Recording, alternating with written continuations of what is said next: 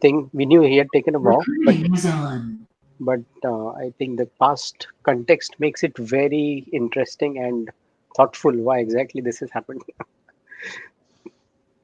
Yeah. Yeah. Very nice. The way mind plays with you is really amazing. It's very, very amazing.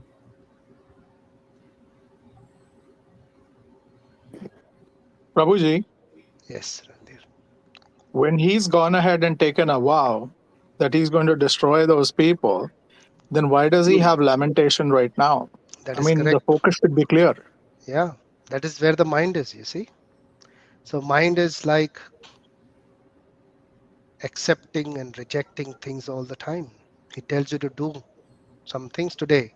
He tells you to do some other things next day. Sometimes he accepts, sometimes he declines. But then what's the use of focus? I mean, So he's lost it, right? yeah, I mean, you're right. You're right in that case. Because if you have a clear focus saying as well, I mean, if I'm going to pick up my weapon, so much so that if anyone else tries to stop me, I'm going to pick up a weapon against that person, right? Yep. That is that's total determination. That's plain focus. And now he's turning around and it's almost like he's finding reasons not to fight. Doesn't it happen with us that we lose things? We determine doing something and then we are not. It happens. But sir, the thing is we don't try to find reasons not to do it. No, I don't know. We may be.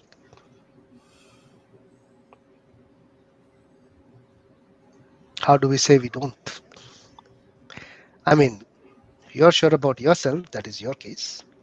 I can't comment on everyone.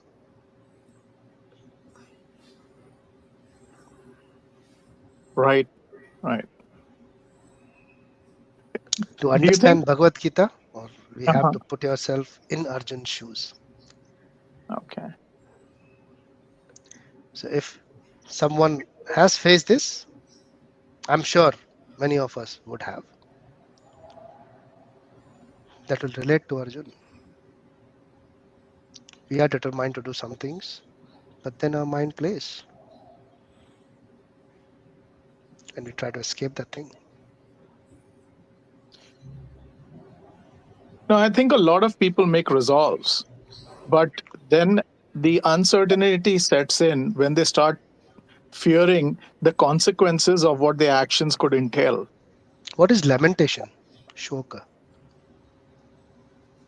So shok is after the action has already occurred. You can't lament something before it's happened. So if the event happened, say for example, someone's parent or relative died, so there is grief, right? That is correct. But if you keep on grieving on that constantly, that becomes lamentation. Right. Which is inefficient. Exactly. And Okay. that drains you. So when we say, for example, lamenting, we have a thought in our mind, we sleep at night. Okay, that's fine. Something wrong happened. We have this thought in our mind. But we keep on contemplating on that bad thought constantly. That will drain you up. And that's called lamentation. Okay. So it's not the traditional meaning of it. It's more of a question that he's draining all his resources, his ability to even think, just by going on and on and on with the same drama. That is lamentation. That is shoka. Okay. I'm sorry, I shouldn't be using the word drama, but Well, that's okay. It's okay. right. As far as you understand. So that is lamentation. Okay. And how does lamentation go away? Again, giving on to the Lord, sir. Very You nice. finding Yes. focus again. You're finding focus. But in this It- case, it's a different way of focus. So You it know. is said in Srimad Bhagavatam, which is Bhagavad Purana, verse 1.7.7, I believe. Can you please confirm, Kshitij, and share your screen if you find it? Srimad Bhagavatam 1.7.7. So it is Veda base. Veda Okay. base, instead of Veda base BG, you type Veda base SB, which is Srimad Yeah. Bhagavatam Yeah, I know that. Yeah. Which 1.7.7. creation? Correct me if I'm wrong with the verse. It says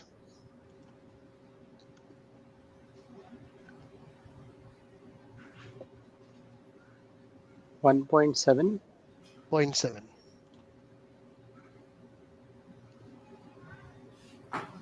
1.1.7. Yeah. Okay. 1.7.7. Oh, okay.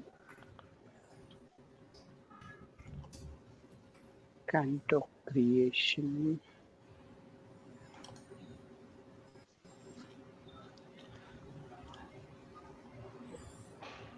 Yeah. Okay. Should I read the slok or purport? So it says Yasyam Vaishruyamanayam Let me Krishne quickly. Paramapurushe Bhaktir Utpadhyate Pumsah Shok lamentation Moh Bhayapaha. So please read the translation, Chitich. Yeah. Simply by giving oral reception to this Vedic literature, the feeling for loving devotional service to Lord Krishna, the Supreme Personality of Godhead, sprouts up at once to extinguish the fire of lamentation, illusion, and fearfulness. So what is the solution? Reading the literature by Krishna. Yeah. As simple as that. So if we read Bhagavad Gita daily, our tendency to be in lamentation, illusion, and fearfulness will start diminishing. Even if you read one verse every day, even if you read one line every day, even if you read one half a line of the verse every day, even if you read one quarter of every line every day of one verse of Bhagavad Gita, this effect will be there. You'll experience it. This is Krishna Katha. This is Vedic literature. This is how powerful it is. So try to read Bhagavad Gita every day. Make it a part of your life. If you want to really come over your lamentation, illusion, and bhaya, fear. I'm sure most of us have that. We feel it. Situations will not stop. Bad situation will not stop occurring in life, but there will be a good response from you. There will be an excellent response from you. That is what Bhagavad Gita does. Paritranaya sadhanam vinashaya chatuskrita. What does that mean? That miscreants have to be dealt. So this is the purpose of Bhagavad Gita. So Krishna doesn't want Arjun to sit down and quietly and take the no. He has to raise weapons and kill. And for so Bhagavad Gita is not about just being violent. No, it's not about non-violence also. No, it is about reciprocating. It is about dealing with what situation is. So that the Randhir was asking me, if someone brings weapons and tries to tell you that you against your dharma, against making you to stop practice your dharma, of course, you raise your weapons against him. There is no harm in doing that. To keep quiet at that time will be adharma. That's what Arjun is being told by Krishna. Does it answer your question, Randir, on that days? Yes, sir. Totally. Totally. So being non-violent at the time of violence when the dharma is being struck, that is cowardice. So, sorry, Prabhu. So, can you say that again? So Arjun wants to keep quiet when there is violence against the dharma. Yeah. So to keep quiet against the dharma during violence is cowardice. To try to be non-violent against the people who are violent against the dharma is cowardice. That is a dharma. But sir, let's take it a step further. We say Gandhi went ahead and took lessons from the Bhagavad Gita. I mean that's historically that's what is claimed. But when this Srila whole non-violent, Prabhupada, Srila Prabhupada once asked everyone in London, Great Britain. He was sitting in one of the biggest halls there in the center somewhere, and there he was giving a speech. And at the time, he asked a question: "Who is great, Mahatma Gandhi or me?" Very blunt question. Although he was a part of the freedom fight with Gandhi at some point before he came into Krishna consciousness, and everybody was like shocked. What is he talking about? He said, "Come on, answer me." So said, he said, "Of course, me." He said, "I'll explain you how." He said, "Gandhi threw British out from India. I have just put them in Krishna's service." And right at the back, there was a British air giving him chamar, giving him air like this. So I just engaged them in the service of Krishna. So who's better? Engaging everyone in the service of the Lord or just being non-violent?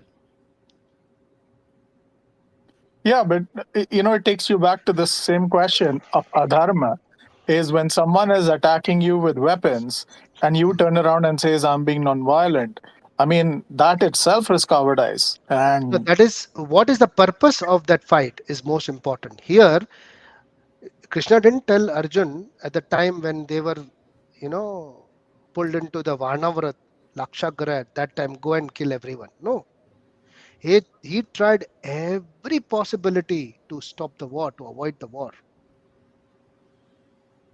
In fact, he went up to the extent that you give Pandavas only 5 villages and they will be happy because they need something to administer. Kshatriya cannot live without administering. You don't give him the entire Rajya, but give him something to administer, something to rule upon. They will be happy by that. And that he had even not discussed with the Pandavas. He came up with his own idea. But you see, Duryodhan, he did not. So for that people, there has to be weapons. So you try every possibility to avoid the war. Yes. But then ultimately, if the dharma is not getting established, you have to take the weapons. What would you do? Does that answer your question again, Randir? yes, sir. Now, one last one is it possible that for someone to be um, to do karma and yet be a kshatriya at the same time? Dushkarma. Dushkarma can be done by Dushkarma. anyone. Dushkarma can be done by Brahman, Kshatriya, Vaishya, Shudra. But the reactions to that will be very high to a Brahmana because he's very knowledgeable. He knows what Right. should be done, what should not be done. So if he performs a sin, he should be given more punishment than any other. Shudra will not be because he's less knowledgeable. Okay. Okay. Okay. So Okay. Brahman, if he commits a sin, he should be punished heavily. Right. So if you're See, committing, if you basically, know go on. if you know that you have to follow these regulative principles and you are in even after knowing that if you're doing this, then it is worse. If you don't know about it and you are doing it by mistake, that's a different case altogether. Okay. Okay.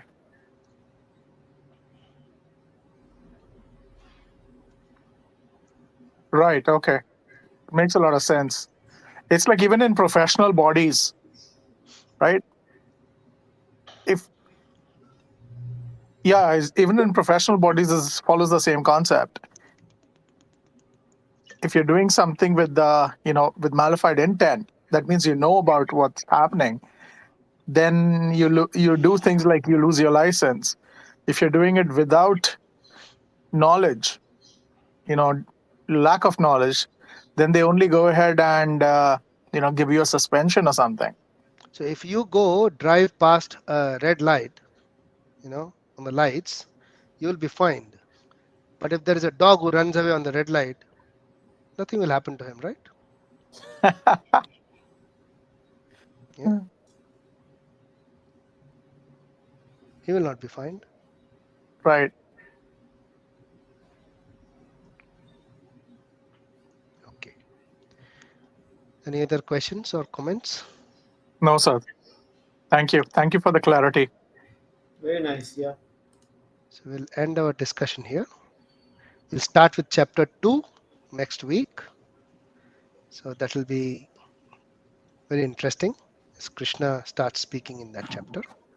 Please read chapter 1 Right. as this forms a basis of Bhagavad Gita